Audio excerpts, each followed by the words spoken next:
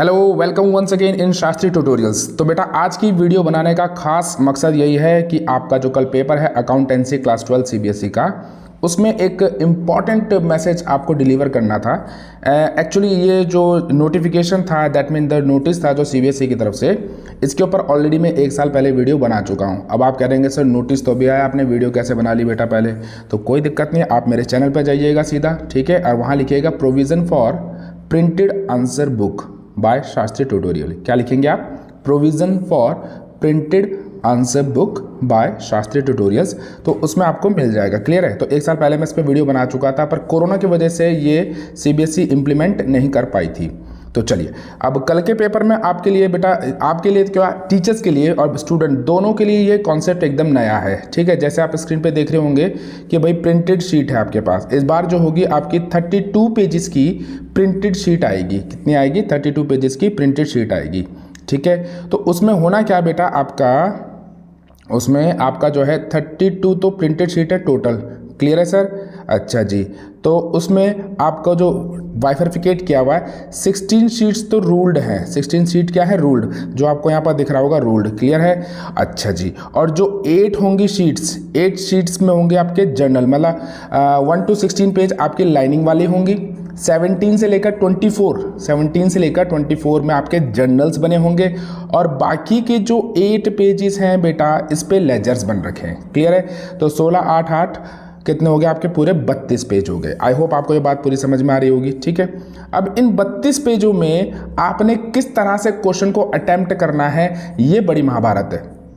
क्योंकि देखो सीबीएसई ने कॉन्सेप्ट तो बहुत अच्छा लॉन्च किया है कि भाई इस बार रूल्ड यानी कि जर्नल्स भी बना के दे दिए, लेजर भी बना के दे दिए, तो बच्चों को लाइनें खींचने में दिक्कत नहीं होगी। क्लियर है? तो लाइनें खींचने में दिक्कत नहीं होगी, तो चलो ये तो प्लस पॉइंट है। पर अब दिक्कत यह है कि भाई होगा कैसे। अब क्वेश्चन नंबर आपका यहाँ पर है, लेजर कहीं और दे रखा है, पेज नंबर 25 से आपके लेजर स्टार्ट हैं, और जर्नल उसका दे रखा है 17 से नंबर। अब इसमें एक कमी जो कर दी उन्होंने, कि उन्होंने क्या किया, इसमें उन्होंने आपको पीसे यानी पार्टनर्स कैपिटल अकाउंट के बारे में कुछ नहीं बता रखा। अब ये इसलिए भी है क्योंकि पार्टनर्स कैपिटल अकाउंट इसलिए नहीं दिया उन्होंने बना के, क्योंकि हो सकता है क्वेश्चन में 3 पार्टनर हो, 4 पार्टनर हो, या 2 ही पार्टनर हो। ठीक है ना? तो इसलिए उन्होंने पीसीए का फॉर्मेट बना के नहीं दिया है। चलिए, तो मैं आपको एक बार पूरी शीट दिखा देता हूँ। ओह, थोड़ा इसको हटा लेते हैं, हट जा भाई। चलो, ये देखिए शीट नंबर, देखो पेज नंबर भी दे रखे हैं आपको, पेज नंबर 1, पेज नंबर 2। मैं इसका रीज़न भी बताऊंगा, पेज नंबर 1 2 3 क्यों दे रखे हैं उनको। देखिए, पूरा देख लीजिए आप। वैसे मैं इस पीडीएफ को आपको डिस्क्रिप्शन में भी दे दूंगा, आप इस डिस्क्रिप्शन बॉक्स से इसका प्रिंट आउट निकाल लेना। मेरी एक ही सलाह रहेगी बेटा आपसे कि एक बार कोई सैम्पल पेपर, देखो एक सैम्पल पेपर और एक पीडीएफ, इसका मैं दोनों आपको दे दूंगा। आप क्या करिएगा, इसका प्रिंट आउट निकालिएगा बेटा। और देखो ये पेज नंबर मैंने बताया था ना आपको, पेज नंबर 17। तो 17 से बच्चे आपके क्या स्टार्ट है? जर्नल्स। देखो जर्नल में date, particular, ledger, folio, amount, ये सब दे रखा है। मैं पूरा बताऊंगा आपको। अब आप सोच रहे होंगे सर ये इतना बड़ा जो एक पेज का फॉर्मेट दे रखा है, तो अगर हो सकता है हमारी जर्नल एक ही बननी हो, तब क्या होगा उसका भी बताऊंगा अभी मैं। ठीक है ना? अब 24 तक आपको पूरे जर्नल दे रखे हैं। 25 से आपका स्टार्ट हो गया लेजर्स। ठीक है, 25 से आपके आ गए लेजर्स। यहाँ पर अकाउंट नंबर ऊपर लिख देंगे आप, जिसका भी लेजर बना रहे हैं। ठीक है, तो 25 से 32 तक, लास्ट तक आपके सारे लेजर्स दे रखे हैं।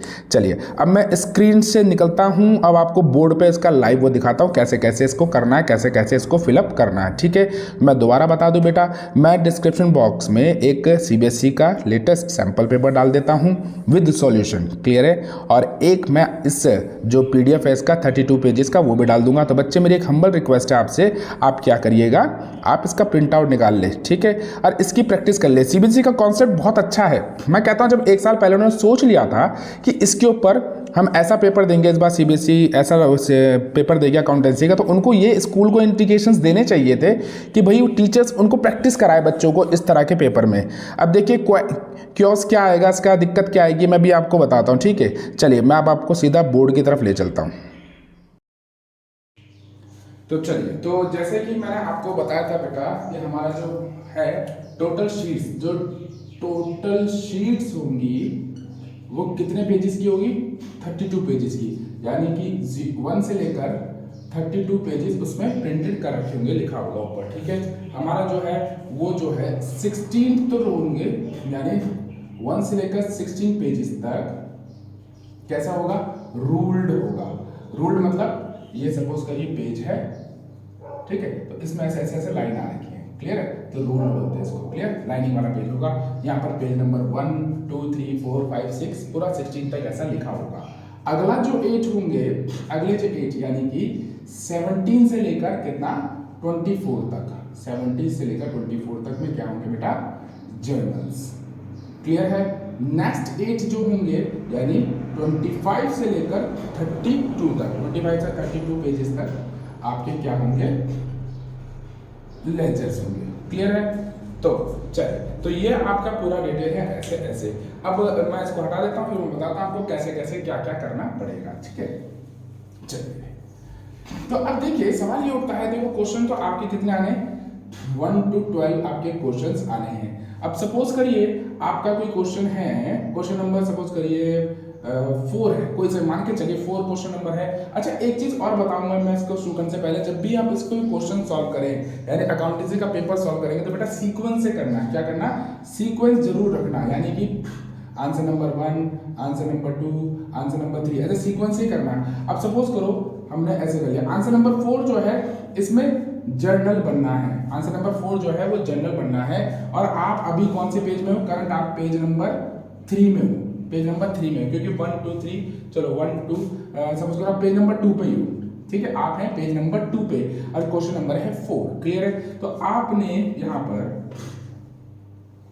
ये हो गया पेज नंबर 2, तो यहाँ पिछले ये पेज नंबर 1 हो गया, सपोज करो पीछे की तरफ होगा इसका, तो यहाँ पर आपने आंसर नंबर 1 कर लिया और आंसर नंबर 2 कर लिया, क्लियर है। अब पेज नंबर 2 पे आ गया, तो यहाँ लिखेंगे आप आंसर नंबर 3, ठीक है। इसमें भरना आपका जर्नल, तो आप यहाँ लिख देंगे जर्नल पेज नंबर।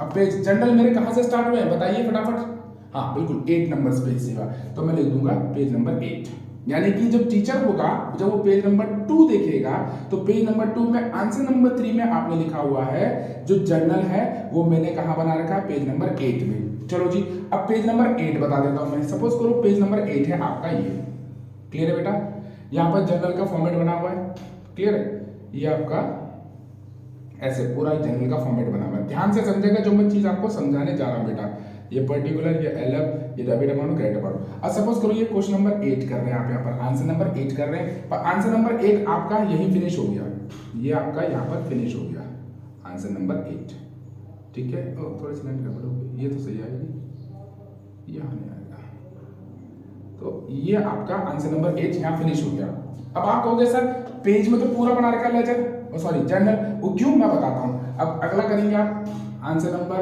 4, सपोज करो इसमें भी जर्नल है, तो यहाँ लिखोगे जर्नल पेज नंबर 8 और यहाँ पर लिख दोगे आंसर नंबर 9, तो यहाँ से आप आंसर नंबर 9 को स्टार्ट कर सकते हो। बस यहाँ पर आपने पर्टिकुलर एलएफ डेट अमाउंट लिखना है, ठीक है। तो ये क्या होगा, इसमें आप एक ही फॉर्मेट में यानी एक ही पेज में 2 क्वेश्चन को अटेम्प्ट कर सकते हैं। आई होप मैं अपनी बात आप तक पहुंचा पा रहा हूँ सही ढंग से, ठीक है, इसमें कोई कंफ्यूजन नहीं है। पूरा एक पेज में आप उस पेज में उसको 3 जर्नल में भी डिवाइड कर सकते हो, 2 जर्नल्स में भी डिवाइड कर सकते हो, क्लियर है। चलिए जी, ऐसे ही फिर आपका लेजर का हो सकता है, ठीक है। पर एक चीज फिर दोबारा से याद रखिएगा बच्चे, क्या कह रहा हूं मैं आपको यही कह रहा हूं कि सर आपने सीक्वेंस से क्वेश्चंस को अटेम्प्ट करना है। अब कई बार दिक्कत ये आएगी, सपोज करो क्वेश्चन नंबर 8 है, मान के चलते हैं, ठीक है, उसमें आपका वो है परचेज कंसिडरेशन वाला क्वेश्चन है। परचेज कंसिडरेशन वाले क्वेश्चन में क्या होता है, वर्किंग नोट भी बनेगा और आपका जर्नल भी बनेगा। अब सवाल ये उठता है कि सर जर्नल वाले पेज में हम रफ वर्किंग नोट करें या रूल्ड वाले पेज में वर्किंग नोट करें और जर्नल कहाँ बनाएं। तो इस तरह के क्वेश्चन में मैं आपको एक ही सलाह दूंगा। सपोज करो ये वाला क्वेश्चन है और आप हैं अभी पेज नंबर 6 पे, ठीक है, तो पेज नंबर 6 में क्या करें, आप देखिए जो वर्किंग नोट होता है या तो ये क्वेश्चन के बिगनिंग में बनेगा या एंड में बनता है। हमेशा याद रखिएगा जब भी किसी भी क्वेश्चन का वर्किंग नोट करेंगे या तो वो बिगनिंग में बनेगा या तो वो एंड में बनेगा, बीच में कभी नहीं बनाते। अब आपने पेज नंबर 6 है सपोज ये, ठीक है जी, ये पेज नंबर 6 पे आप काम कर रहे हैं, यहाँ पर आपने लिखा आंसर नंबर 6, यहाँ वर्किंग नोट किया जो भी है उसका, ठीक है, और यही उसका एक जर्नल आप बना सकते हो। एक ऑप्शन तो है कि यही जर्नल बना दे, यही क्वेश्चन कर दिया सारा, इसमें टीचर को परेशानी नहीं होगी। उसको क्या है, सपोज करो 4 नंबर का क्वेश्चन है तो 2 नंबर के यहाँ भटकना पड़ेगा, नहीं तो फिर अगले आप किस वाले पेज पे बनाओगे, 8 पे नहीं, 8 पे तो ऑलरेडी 2 बन चुके, अब 9 नंबर पेज पे, तो यहाँ लिखोगे ये हो गया वर्किंग, यहाँ पे लिखोगे रेफर पेज नंबर 9, ठीक है, refer refer page number 9 for journal, ठीक है, यहाँ पर लिखना पड़ेगा आपको नोट। तो यानी वो वर्किंग नोट यहाँ चेक कर लेगा और जर्नल वहाँ चेक कर लेगा। दूसरा रीजन, दूसरा ये भी तरीका हो सकता है कि वर्किंग नोट भी यहीं कर लिया और छोटा जर्नल भी यहीं बना लिया। आई होप ये दोनों चीजें आपको समझ में आई है कि ऐसा क्वेश्चन जहां पर वर्किंग नोट और जर्नल दोनों बनेंगे तब क्या किया जाएगा। जर्नल के अंदर खिचड़ी मत बनाना प्लीज, ठीक है, क्योंकि जब खिचड़ी बनाओगे तो टीचर परेशान होगा, मार्क्स में दिक्कत आएगी। और सीक्वेंस से करें, क्वेश्चन पेपर को अटेम्प्ट जो करें सीक्वेंस से करें, कोशिश ये करें कि सीक्वेंस से करें ताकि चेकिंग में दिक्कत ना आए। मैं फिर कह रहा हूं क्योंकि एग्जामिनर के लिए जो इवैल्यूएशन करेगा आपका, उसके लिए भी ये पैटर्न बिल्कुल न्यू है और आपके लिए तो न्यू है ही, पर आप तो आज प्रैक्टिस कर सकते हैं क्योंकि मैंने आपसे पहले बोला था डिस्क्रिप्शन बॉक्स में मैं इसका पूरा क्या दे दूंगा आपको, पूरा इसको मैं आपका वो दे दूंगा डिस्क्रिप्शन बॉक्स में, इसका एक क्वेश्चन पेपर भी और दूसरा क्या दे देंगे आपको, एक वो भी दे देंगे इसका क्या सैंपल इसका, ठीक है। तो आप उसमें तरीके से देखिएगा, इसको बिल्कुल सॉल्व करिएगा। चलिए, तो ये सारी चीजें हमारी हो चुकी हैं। दूसरा मैं आपको और बता दूं, जैसे आप कह रहे होंगे सर रिवैल्यूएशन वाले क्वेश्चन में क्या करना है। सर देखो, जो रिवैल्यूएशन वाला क्वेश्चन होगा ना, रिवैल्यूएशन वाले क्वेश्चन में या तो केवल आपसे जनरल्स पूछ लेगा या पूछेगा आपसे रिवैल्यूएशन भी बनाना है, पीसीए भी बनाना है। तो आप इसके लिए क्या कर सकते हैं भाई, इन दोनों को तो आप रूल्ड वाली में कर लेंगे। किस में कर लेंगे? रूल्ड वाली में। और इसके लिए आप क्या करेंगे, पेज नंबर 8 से लेकर कहां तक 24 तक का कोई सा पेज इस्तेमाल कर सकते हैं जो आपके रिक्वायरमेंट के हिसाब से होगा।